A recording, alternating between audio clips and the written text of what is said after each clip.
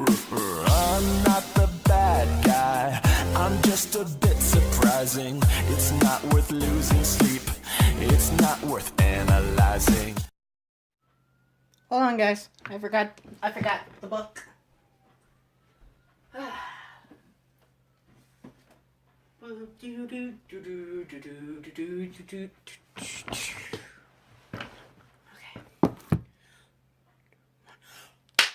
What is up, guys? Golden Freddy here, and welcome back to the read of Silver Eyes. And I have some news. I have a question for you guys. Do you guys want to hear a funny story? If you want to hear guys a funny story, let me know in the comments below. Actually, heck, I'll just tell you right now before I read. Anyways, so it was snowing today in Puyallup, where I am. And so me and my friends, we went to our park, our community park, and we actually had a lot of fun. And we had a snowball fight. I mean, this guy might be funny to you guys, but I actually falled a lot of times. Like over 100 times. And I tackled my friend down to the ground. I tackled him. I actually had a fun day. It was really fun. I enjoyed it. I love today. Especially tomorrow. There's no school, so there will probably be another read. And I'm so sorry if I'm not doing gameplays or anything. But I prefer to read to you guys because I know school, it's like a Sunday night, and that is going, oh my god. Like, I can't fall asleep, and you don't want to be so tired in the morning and you don't have any books. Just pop onto the channel and click on the read. Anyways, where we left off is when page 20, chapter 1 of the read. And I'm going to be continuing, and I have no school tomorrow, I have no work tomorrow, so I'll finish the chapter tonight. I'll finish chapter 1 today. Anyways, and his hair was carefully tousled and held in place by some animal hair product. He was almost pretty for a boy, and he wore a black workout shirt, though she doubted he'd ever worked out a day in his life. He slouched forward onto the table, resting his chin on his hands. Beside him, John sat close to the window. John had been the kind of kid who got dirty before he even went outside. There would be paint on his shirt because of the teacher handed out the watercolor grass stains on his knees before they came near a playground, and dirt under his fingernails just after he washed his hands. Charlie knew it was him because it had to be, but he looked completely different. The grimness of childhood had been replaced by something crisp and clean. He was wearing a neatly pressed light green button-down shirt, the sleeves rolled up and the collar open, preventing him from looking too uptight. He was leaning back confidently in the booth, nodding Englishly, apparently absorbed in whatever Jessica was saying, the only concession to his former self was his hair sticking up all over his head, and he had a 5 o'clock shadow, a smug adult version of the dirt he was always covered in as a kid. Anyways,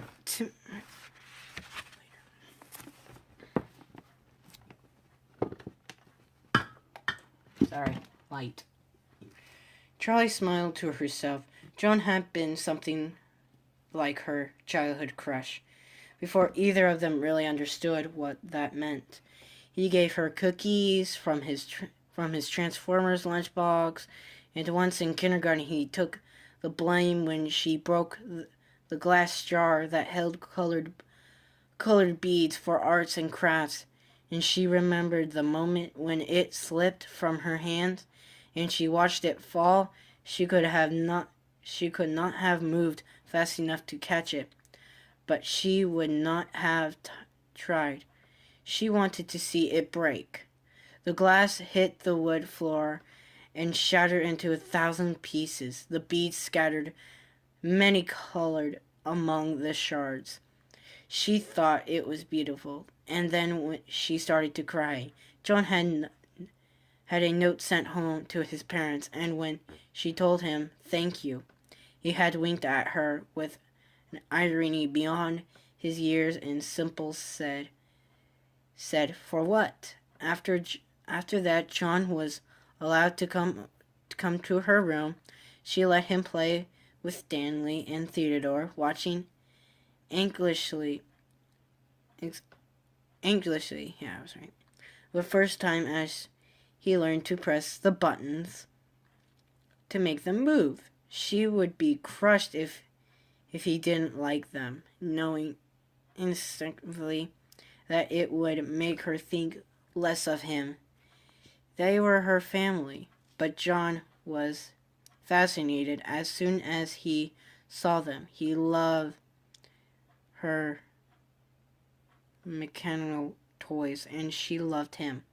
2 years later, behind a tree beside her. Oh, I know where this is going. Father's workshop. She almost let him kiss her. Ooh. And then it happened, and everything ended, at least for Charlie. Charlie shook herself, forcing her mind to back to the present, looking again at Jessica's polished appearance. She looked looking again at Jessica. Oh, wait. Down at herself. Purple t-shirt, denim jacket, black jeans, and combat boots. It had felt like a good choice this morning, but now she wished she had chosen something else. This is all you ever wear, she reminded herself. She parked and locked the car behind her, even though people in Hurricane did not usually lock their cars. Then she went into the diner to meet her friends for the first time in 10 years. The warmth, noise, and light of the restaurant hit her in a wave of as she entered. For a moment she was overwhelmed.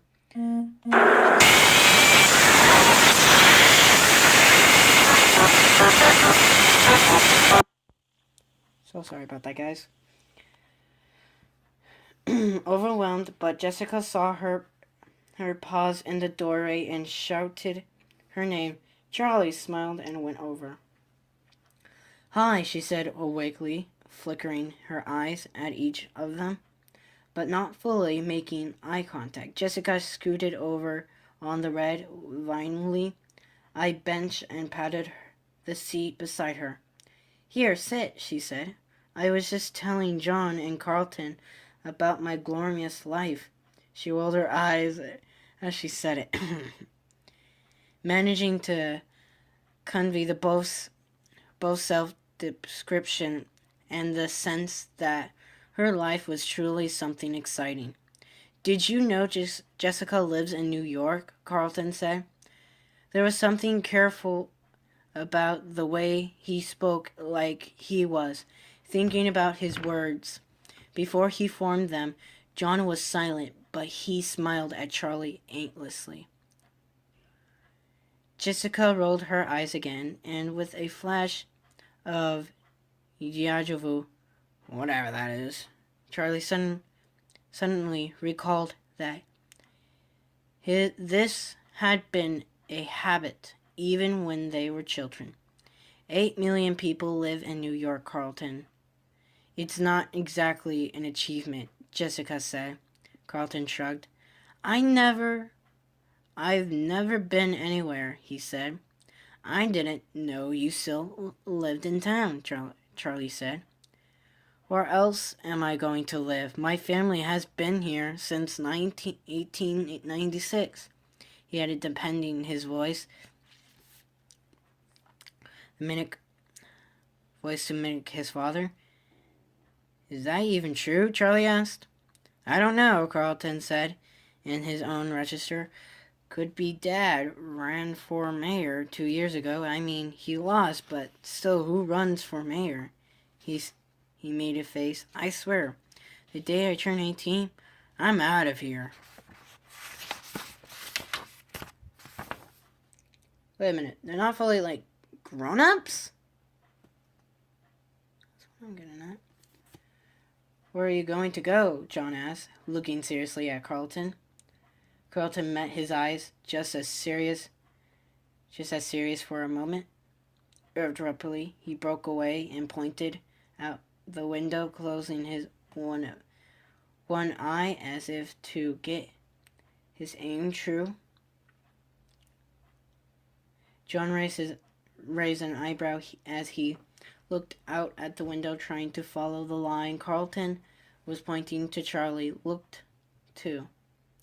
Carlton wasn't pointing at anything. John opened his eyes, about to say something, but Carlton interrupted.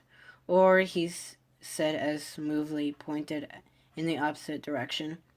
Okay, John scratched his head, looking slightly embarrassed. Anywhere, right? He added with a laugh.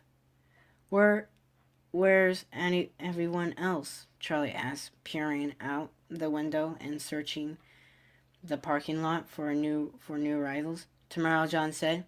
They're coming tomorrow morning. Jessica jumped into carefully. Marla's bringing her little brother. Can you believe it, Jason? Charlie smiled. She remembered Jason as a little bundle of blankets with a tiny red face peeking out. I mean, who wants a baby around? Jessica adjusted her hat firmly. I'm pretty sure he's not a baby anymore, Charlie said, stifling a laugh. Practically a baby, Jessica said. Anyway, I booked us a room at the motel down by the highway. It was all I could find. The boys are staying with Carlton. Okay, Charlie said. She was vaguely impressed by Jessica's organization, but she wasn't happy about the plan. She was loath to share a room with Jessica, who now seemed like a stranger. Jessica had become the kind of girl who emitted her polished and enigmatically speaking, as though she had everything in life figured out. For a moment, Charlie considered going back to her old house for the night, but as soon as she thought of it, the idea repelled her. The house at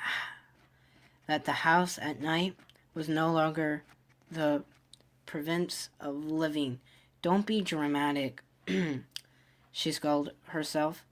But now John was speaking. He had a way of commanding attention with his voice, probably because he spoke less often than everyone else. He spent most of his time listening, but not out of the tents he was gathering.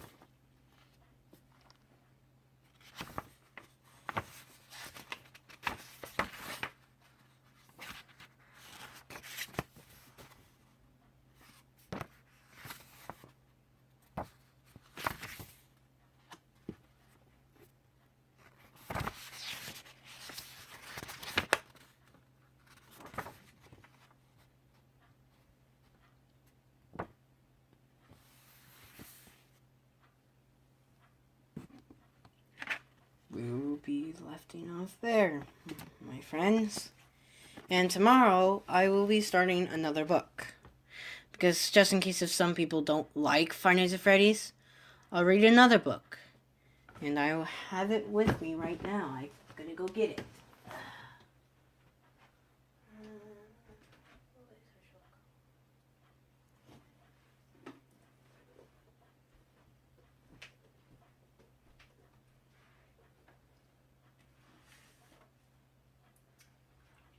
I have a question for you, my friends. Hold on.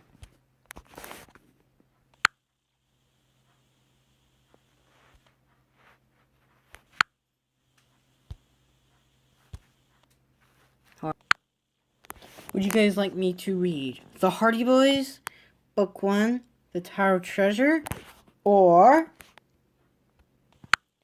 Sherlock Holmes, The Sign of Four? Your choice. Or I might do both. I think tomorrow I'll start with The Hardy Boys. Then I'll